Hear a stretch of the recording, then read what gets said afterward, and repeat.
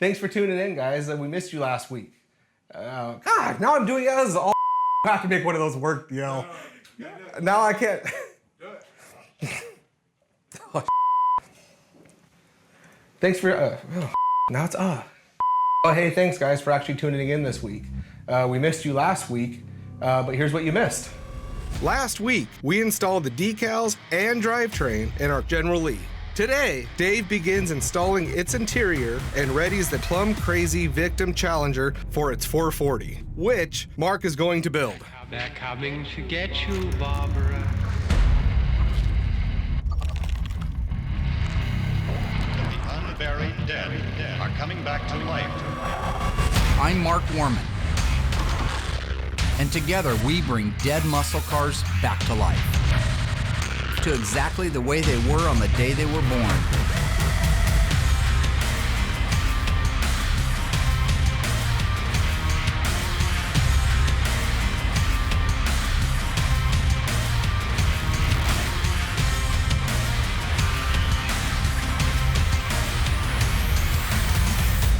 This station will remain on the air day and night.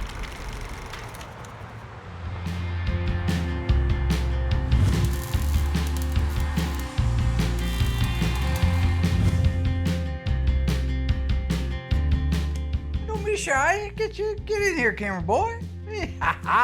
New camera, looking good. Looking good. That camera boy number 2. What's up, dog? Good to see you guys. Welcome back. Welcome back. The dream's for you. Take it. I almost falled. It's okay. Caught her. So don't try to. Helene Limbeck has a crush on me. So Judy Borden. Who's Helene Limbeck? She played Judy Borden in Judy Borden down here in Welcome Back, Kotter. Yeah, she had a thing for me, so. What's Welcome Back, Kotter? Welcome Back, Kotter's a TV show, fool. Had a great week last week. We got our drivetrain installed in the 1969 Dodge Charger, the world famous freeway jump car General Lee. John Buck got his 71 Challenger RT formal back roof car. That's the kind of weeks that we want to have every week at Graveyard Cars. Right now, I've got to get the guys motivated and in spirit to have another good day and a good week. So I'm getting ready to call them together in the cafeteria, whip them up a little bit of coffee, and make this another week in history at Graveyard Cars. Quote me on that, week in history at Graveyard Cars. So don't try to. Coffee! The boys are coming in here in a minute. Got to get them fired up for the day.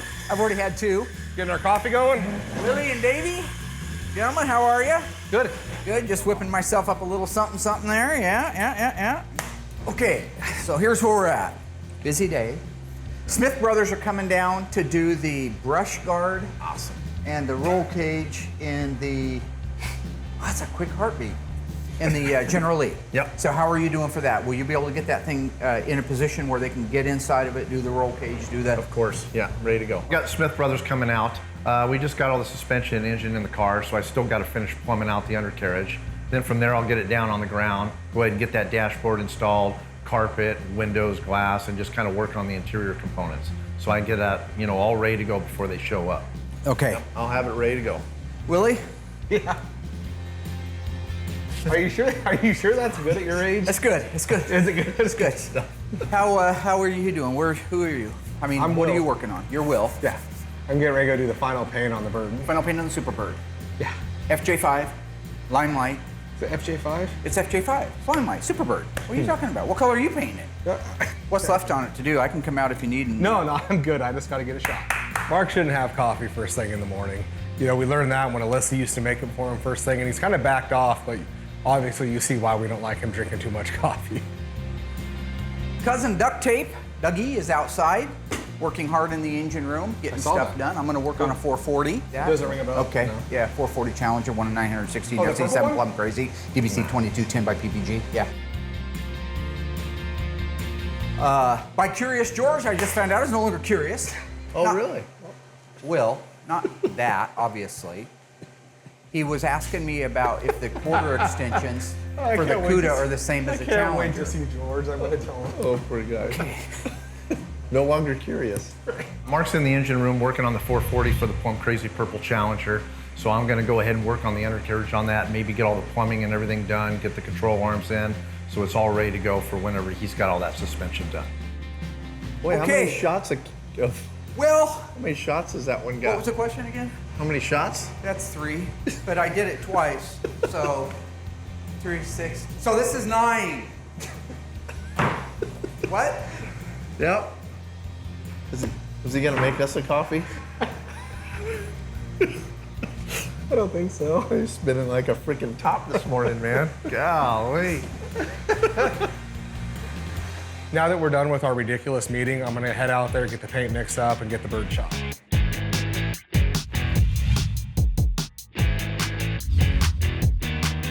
I wanted to take a little bit of time to talk about the assembly of the 440 Magnum engine that we're getting ready to finish out. Now, this is the engine that goes in our purple 70 Challenger RT 444 speed car.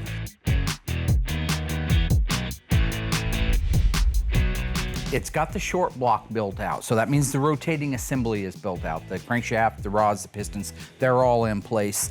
It's time now to do timing chain, cylinder heads, all the rest of the trim on the outside. And there's so many intricate little pieces that have to go on now before the engine gets painted that will allow us to be able to install like the spark plug wires and where they go, the looming and the routing of them. And that's important to know because a lot of the engines dress out differently from year to year and from engine to engine and transmission to transmission. So with the rotating assembly done, I'm gonna put the timing chain and gears on. The timing chain and gears are going to synchronize the camshaft that you see here with the crankshaft down here. The timing of these two rotating assemblies is crucial. You've ever heard the term, I broke a timing chain, or we threw a timing belt. When that happens, the camshaft and the crankshaft are no longer synchronized, they're spinning at a different time. And on some engines, they're called interference engines, if it spins when the piston's at the top and the valve opens up, it'll bend the valve, break the piston, cause galactic problems. These are a non-interference engine, so they won't do that. They'll just leave you walking. So this is our double roller timing chain and gear set. You see I've kind of got them laid together. This chain has 2 sets of rollers on it. That's why they call it a double roller timing chain. This is a steel gear on the crank, and this is a steel gear that goes on the camshaft. The other thing to make note of, and I'll show you as I put it on the engine, you'll notice that there's a locating dot on the crankshaft gear, and there's a locating dot on the camshaft gear. Those two have to be synchronized perfectly. If those two are lined up, when this slides over the keyway and this pin lines up on the camshaft, we have perfect timing. So we're gonna take the crank gear out, and we're gonna slide it over. You see this keyway, there's a keyway here for it. That's gonna slide on there and just get started right around there. Now I've already aligned this up, so it should slide together right. Again, you'll notice that we got our dot on the crankshaft gear right at 12 o'clock. And now we're gonna come in and line up this dowel hole with this dowel on the camshaft. And when that happens, it's gonna put this dot on the bottom. It should. So we have to slide this on there first, onto the crank gear, like that.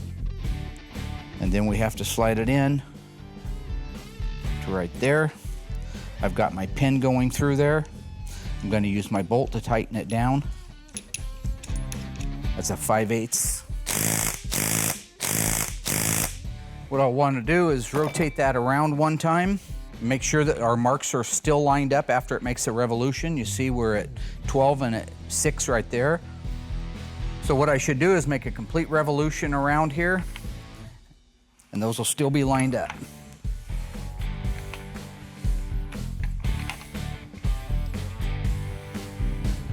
There you go. So with our timing chain and gears in place, we can put our timing cover on next. After we put the timing cover on, we'll rotate the engine upside down, install the oil pan, rotate it back around, and finish building it out. Stay tuned. Mark continues to educate us on building out a 440. And some very special enthusiasts install the roll cage and push bar on our legendary General Lee.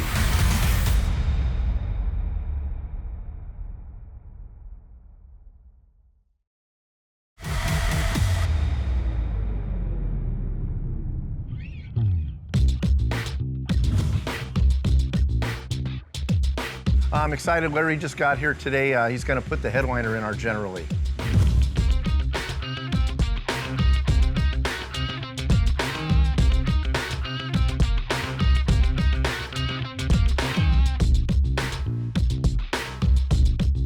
There's a lot of things that can go wrong whenever you're installing a headliner. Larry, with all those years of experience, makes it look really easy, but there can be problems with the bows being the wrong size. Some of the holes don't line up. You're missing clips, missing screws, stuff like that. But I kind of prepare everything ahead of time for Larry, so it makes it that much easier for him.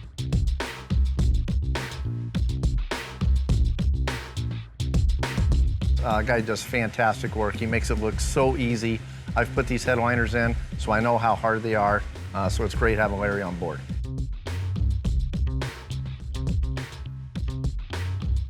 Now that we got the headliner finally put in the General Lee, I can start doing a lot of interior work, upper reveal moldings, back window moldings, visors, upper windshield moldings. So there's a lot of stuff I can get done. You know, one of the things that's probably most frustrating for me is I'm just a car guy. I want to work on cars. I like sharing how the 440 goes together. I'm just getting started on it. And because I do wear more than one hat, I've got to go order some parts. So right now I'm getting ready to place an order for our 1969 426 Hemi, which came out of a Roadrunner. This is a really nice car. This car has a lot of... Thought I got rid of you. Hey, Mark. Pay no attention to them. How you doing? Yeah, nah, come on in, barge on in, make yourself at home. God. Johnny, how you doing, buddy? I want to talk to you about a car. You've got two of them already. I want a Challenger. You got a Challenger. I want another Challenger. I want it just like it. And I love my car. You know, it's all original, everything. Oh, bought it brand new and everything. And I thought, you know what? It'd be cool to build another car with a Hemi in it. You want another Challenger like the one you have? Exactly. Did you have a stroke? I'm thinking, I'm going, you know, a couple of years ago they came out with the Hellcat motor in the new Challengers. Well, mine's a Challenger, so why don't I build a new car, or an old car, with a new car motor, but I want the Hellcat motor in it. 707 horse, you know, we get the 8-speed with it, you can't beat it. When I pull up these two cars alongside, somebody's gonna say, oh, you got two cars the same. I'm going, no. Okay. I'm gonna open up the hoods and I'm gonna say, there's a difference in these cars. It's nice to know some people never grow up. No. You want to do the old rope-a-dope. You Yep. want to go out and cause trouble with that crap box 383 and then set up a race and then go get the Hellcat. go get the right car to race it, and I'm in town.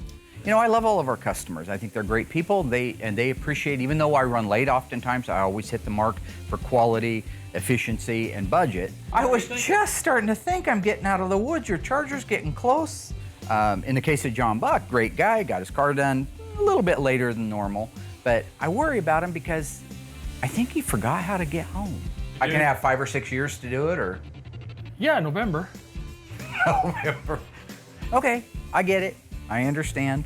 Buck saw me last year at SEMA up on the stage with the president, Mr. Pietro Gorlier, and he wants a little piece of the kids' candy. He wants to be the Iceman for a day. I understand. Wants a piece of the pie. Fortunately, it's all my pie. If you're just goofy, just bat dung goofy in the head and you've lost all your senses of up and down, left and right, well, I don't think you need a doctor. I think you need a priest. You know, I'm very conservative about the things that we do here. John's like a friend, he's a client. I had my reservations about showing him the SEMA car because I knew he'd go bananas. He went bananas. Oh, Jesus. How'd you get it? 392. That a bad boy or what? That's a bad number. That gorgeous. Jesus. Yeah. It just looks like it was meant to go in there. It fit. It fits. It fits better than the 440 it come from the factory with, and a lot better than the Hemi does. You know, I've got to really take everything into consideration. I walk around the SEMA car and I'm remembering some of the steps that had to happen. I'm also remembering some of the steps that didn't have to happen.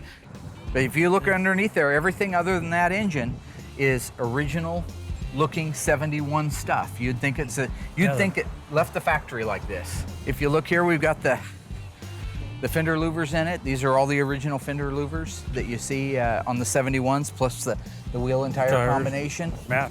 And take a look at this, 392. Oh, did you have that put in? I had that made. Had it made, yeah. Have a seat in that bad boy. You know, as I begin to flesh it out a little bit in my mind, I'm thinking to myself, it's not impossible. It's a possibility at this point. Does that feel good ready. or what? I'm ready. That feels good, doesn't it? Wow. That's what we're talking about. 6 Wow. forward gears, 1 reverse, badass hard driving machine. You'll have to take it out. It's a bad son of a gun. Yeah, you Does can that tell. feel good though? Oh, it does. I like the way an e-body sets. It's like it's ready to go. Reminds you of your car, probably. Exactly. But I think this has got a few more ponies underneath the hood. A couple? Yeah. Yeah, maybe a couple hundred. This is a lighter car, too. And it is lighter because all that stuff's lighter. Got aluminum heads on it. It's a small block. It's not a big block, so. Oh, this is gorgeous. It's gorgeous. That is really neat. Yeah, I need to be going down the road in this. That's right. That's right. Just get your check out and ride it. As a businessman and a shop owner, you want to be careful with what you promise, and I don't want to end up making promises that I can't keep, all right? It's better to under-promise and over-deliver than over-promise and under-deliver. So I've got to think about it, make a couple of phone calls. I'm going to call Jenkins down at Magna Force, see how practical it is for us to be able to get the things that we need to be able to hit this mark. Then I'll call John a little later tonight and let him know what my thoughts are on it. Hopefully we can get this deal happening and we'll all be happy, especially me. Does haul ass though, let me tell you. It does haul ass. So right now we have our 1970 Tribute Superbird in the booth, masked up, ready for its final paint.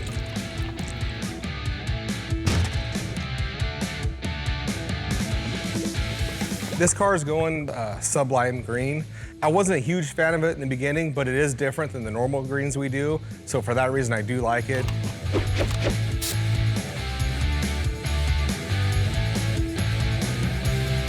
I'm kind of getting tired of greens. It just doesn't matter the shade, how bright it is, dark, light, it doesn't really matter. It's just everything for the past 6 months has been green. So it'll be nice to move on to a different color after this one's done. The only time I have issues is when I have Mark. Mark's comedy doesn't work that well. It actually just kind of slows things down. He is funny. I mean, I'll give him credit. A lot of his stuff is really good, but a lot of the stuff's very repetitive. So him peeking in the booth every single time I paint, all that little nonsense, I'd rather just do without.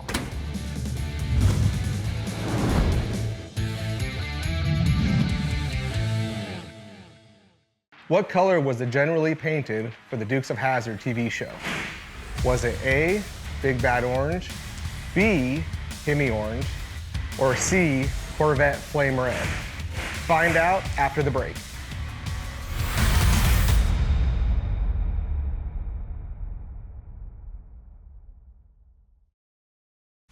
So what color was it generally painted for the TV show? It was Corvette Flame Red. Apparently they had some issues with the color and the framing of it. I don't know, you can look all that up on your own time.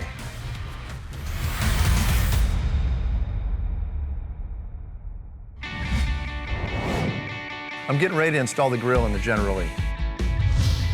The General Lee, or 69 Dodge Charger, was one of the most popular making models of the Chargers. They came out in 66 and 67 with the fastback. 68, they went to that body style. And then by 69, it was super popular. And then by 1970, it was even more popular. But being that the General Lee was so iconic as far as the TV show, car, that I think the 69 was just so popularized later on in life because everybody wanted that General Lee car, so they wanted the 69 Dodge Charger.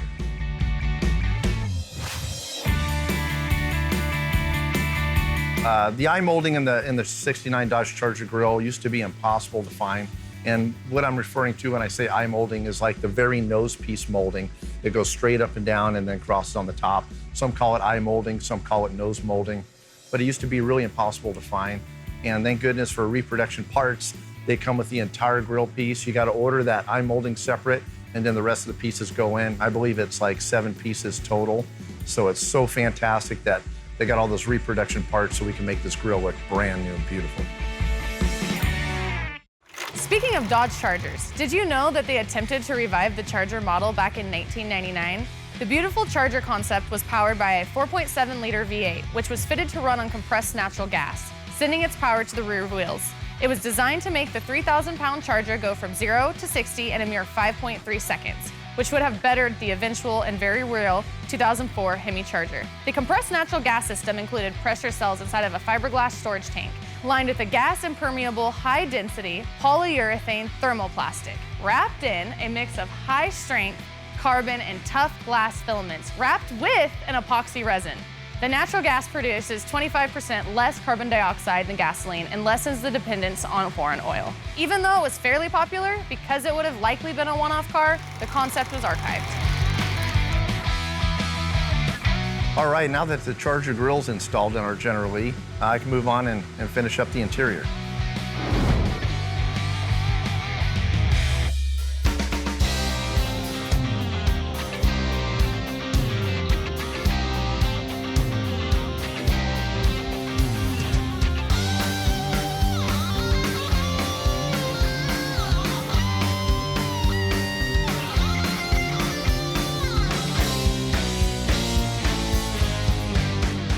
Okay, now that we have the timing cover on, we're ready to put the oil pan on, which also requires on all the high-performance engines the windage tray. This right here is the very reason the 440K members and the 426 Hemi K members and the 446 pack K members all had to have the skid plate on them. It was because this hung down below the K member when it was in the car, and you could nail that, punch a hole in it, and you'd be in big trouble. So they ended up putting the skid plate on the K members for those.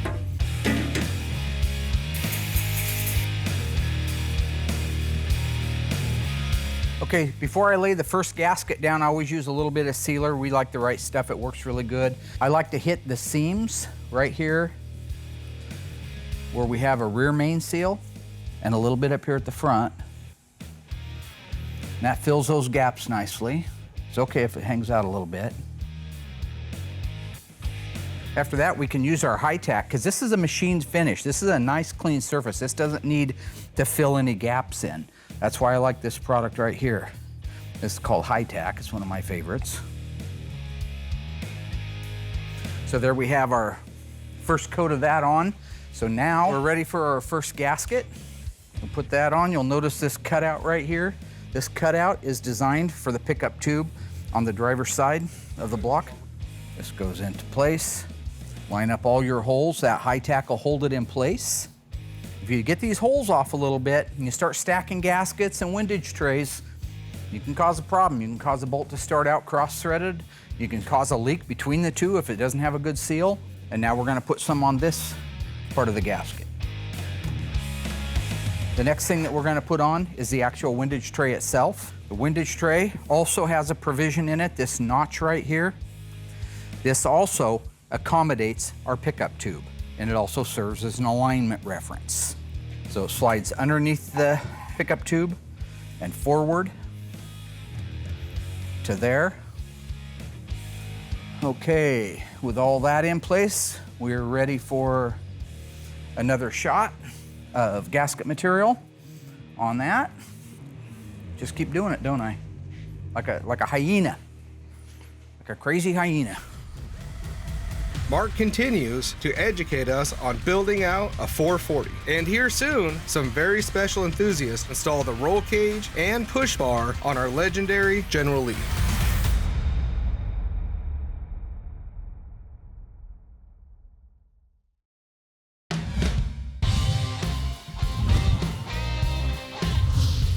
I had to finish getting some stuff plumbed out on our 69 Dodge Charger, General Lee.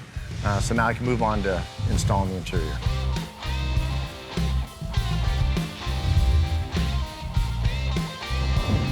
Yeah, this particular car, I mean, it's not just a reproduction of the General Lee. This is an actual General Lee, number 127, that did the freeway jump. Longest jump a General Lee's ever made, you know, even though it was catapulted. It's a pleasure to actually work on a real, live General Lee movie car like that, and then the one that made the longest jump. So that's totally awesome.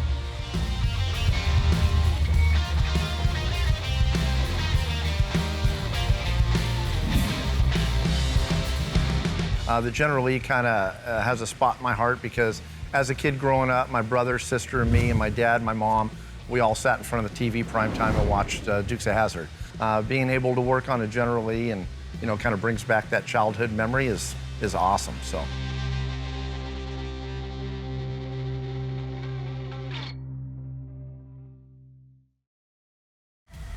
Mark continues to educate us on building out a 440. And here soon, some very special enthusiasts install the roll cage and push bar on our legendary General Lee. Grab the next gasket, which is here. we'll want to line up this recess here for our pickup tube and set that one down.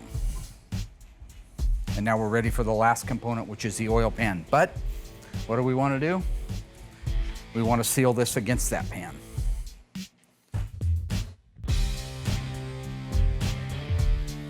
Here we go. Now here's our oil pan. These are brand new oil pans. It's not full of dents and dings like you see so many cars. I mean, it's hard to drive them without having something happen to them. These are nice and new. This is going to slide down into position like that. Forward, line up your holes. I have all brand new fasteners to hold that oil pan on. They have a Loctite built into them like the factory did. That little dot of yellow actually goes into a recess into the bolt itself. And when this goes down into place, it locks it. It gives it an extra ability not to vibrate out. So I want to lock down my outside corners.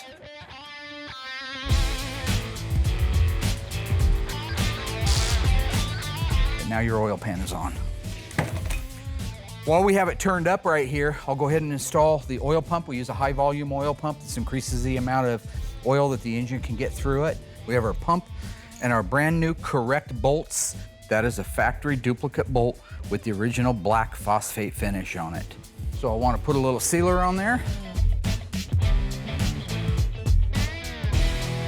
This has two things we got to do. One, put a little bit of oil right here on the seal, a little assembly lube, because it goes down into this crevice in the block and we don't want to tear that rubber seal. And the other thing we want to do is put a little bit of sealer on that so that it'll grab.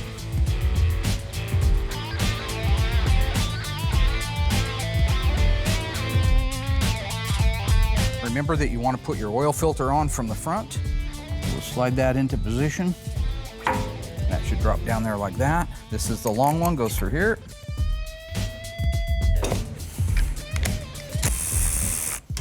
And now the bottom of your engine is built out and ready to rotate up and finish out the rest of the build.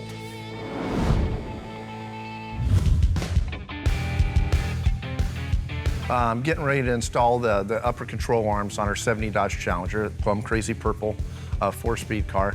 Either I get them all installed, and so whenever Mark gets the engine built out, the 440 Magnum and all the suspension and everything, I already got the control arms in place, so when it goes in, we just drop them right onto the spindles and it's a done deal.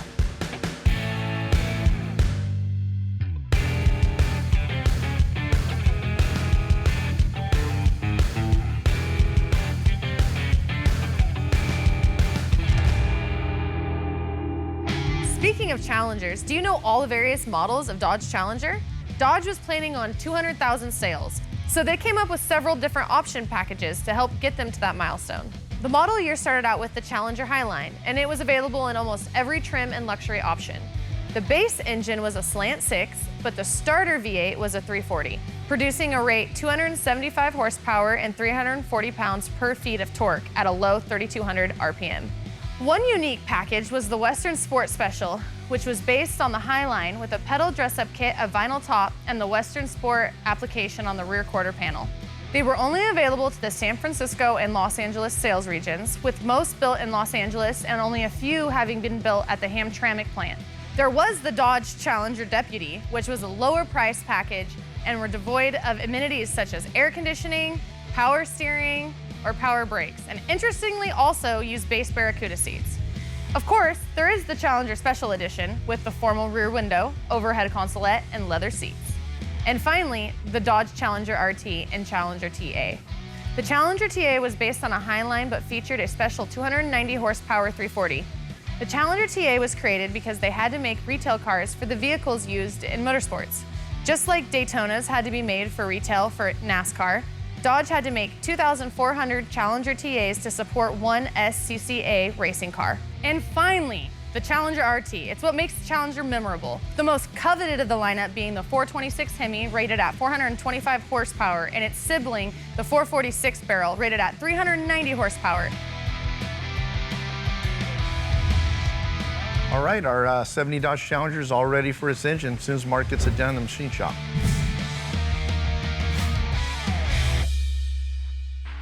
True or false?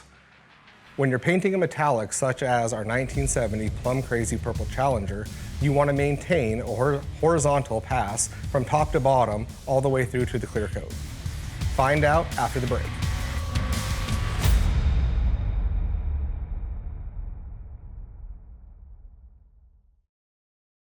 So do you or do you not keep the horizontal passes through a metallic? The answer is false. On the last coat on a metallic, I always go to about a 90-degree angle to help maintain the evenness of the metallic all the way through the paint job.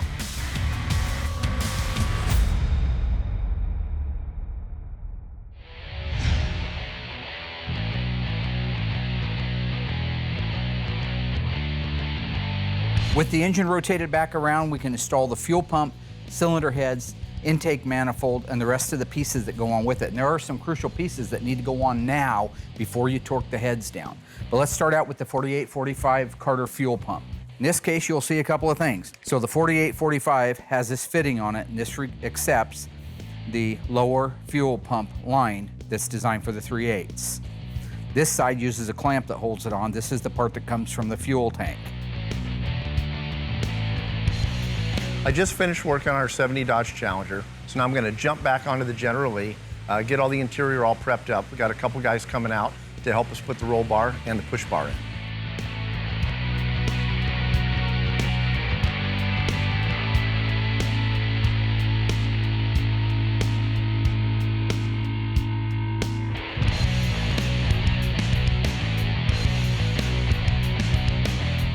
The first thing I want to put in is our fuel pump relay rod. This runs up against the camshaft, transfers every time the lobe on the cam comes around and hits this, it pushes it down. When it pushes it down, this is in place. It engages this pump arm, it goes down and up, and that creates the fuel pressure. So this will transfer all the way up through the block and onto the actual camshaft itself. This needs to go in first before we put our fuel pump in. There's a nice blob of grease on there. That'll hold it up into the cavity. It goes up into this hole here, and then there's a matching one inside the block. Then we have our hex-headed cap screw. There's our thread sealant. Put this in here. Got a little crazy with it that time, but that's okay.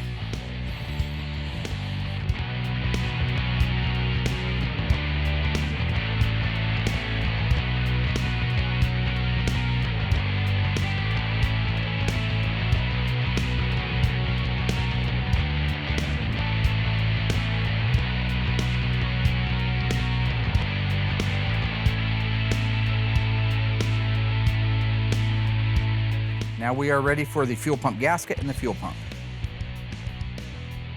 Gasket, just like that.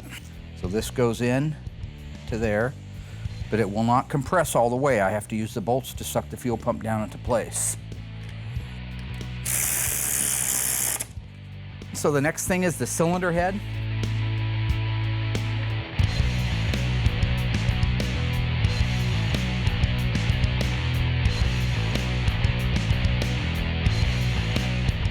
Take our cylinder head gasket. You are now ready to set the cylinder head on. With the cylinder heads, you don't want to put any sealer on there. It's just the gasket and the bare metal. I'm going to put one bolt in here to hold that in place. I'll run that down all the way. Over here on this table are the various spark plug wire separators. These are designed for the spark plug wires to clip into it and hold them in a nice sanitary way. Some of these go underneath the cylinder head bolts, and that's what we've got to make sure is which bolt, because if you torque your head down and you don't have that under it and you have to take that loose, you're going to have to break it loose. I mean, I would recommend breaking all of them loose, replacing the head gasket and tightening them back down again. So take your time, lay everything out. Find your instructions, which I see somebody couldn't wait to lose. Here they are. We identify them. This is a cylinder head. So let's find out which cylinder head it wants it on. I would say it's M, like Mark. Second head bolt on the right-hand side all years. Gonna go right there. See how nice that fits and it looks like it's supposed to be there? That way when those plug wires come down, they can loom into this and go to these two cylinders right here. Gets the short bolt, I know it doesn't get one under here, so I can go ahead and put that there. The other bracket right here bolts on the driver's side or the left-hand side, and according to the picture and according to the description, it's the 3rd cylinder head bolt back. So that's gonna be this one right here.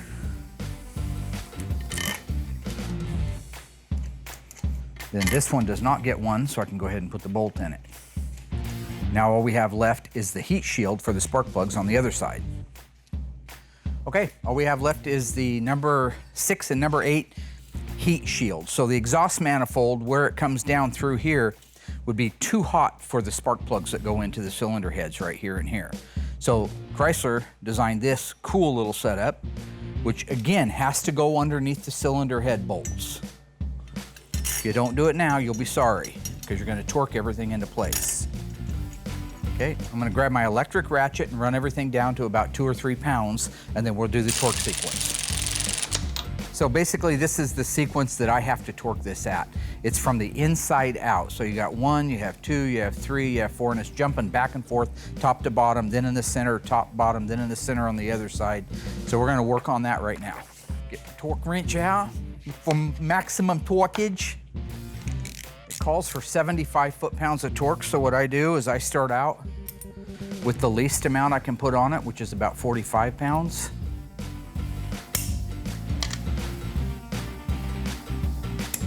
Hear that? That's the torque. 1, 5, 10, and the last one, 17. Let's go do the same thing on the other side. Okay, now we're gonna change our torque all the way up to 75. And here we go.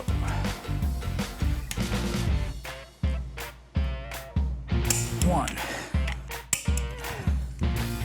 All right, cylinder heads, brackets, heat shields, all in place. Next thing we can put on is the intake manifold. The interior on the General Lee's coming together nicely. I'm just getting ready to put the door panels on. The upper pads can be a total pain in the ass. They got to line up just right in the holes. A lot of times the clips will bend, they won't snap in just right, but I think I'm gonna get her.